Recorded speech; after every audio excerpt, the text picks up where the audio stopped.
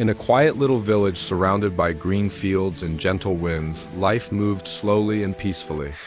The people lived simple lives, and every morning the sound of birds filled the air like a soft song. In this village lived an old woman named Amma. She had kind eyes, a warm smile, and a heart full of love. Amma did not have many things. Her house was small. Her clothes were simple, and her days were quiet. But she always greeted everyone with a gentle thank you and a peaceful smile. People often wondered how she stayed so happy with so little. One day, a young boy named Ravi came to the village well. His face looked tired and his eyes were filled with worry. Ravi was usually cheerful, but today he sat alone with his head down. Ravi's family was poor, and lately things had become even harder. There was not enough food at home, and his father was sick.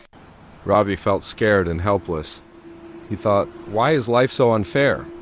Why do we have nothing?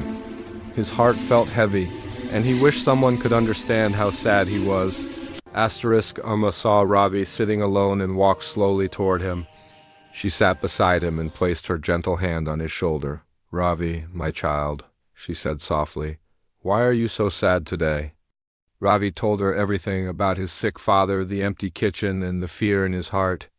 Amma listened patiently, her kind eyes never leaving his face. Then she spoke in her warm, quiet voice. Ravi, let me tell you a small story, she said, a long time ago. When I was a young girl, my family was also very poor. One winter we had no blankets, and the nights were very cold. I cried and asked, why do we have nothing? But my mother smiled and said, we may not have blankets, but we have each other.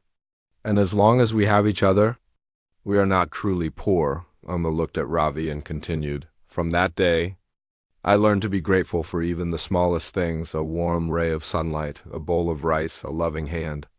Gratitude did not change my problems immediately, but it changed my heart.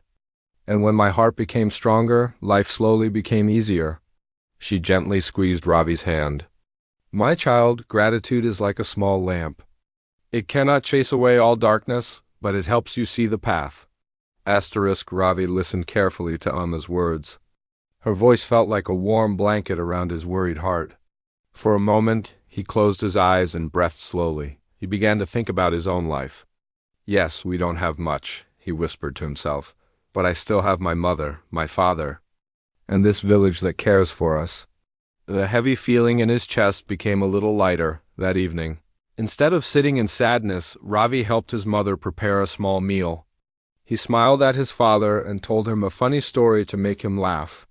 He even thanked his mother for the food, even though it was simple. For the first time in many days, Ravi felt a tiny spark of hope. He thought, maybe Amma is right. Maybe gratitude can help me feel stronger.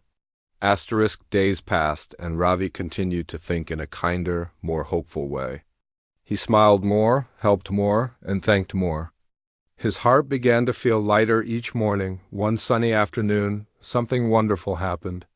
A group of villagers came to Ravi's home.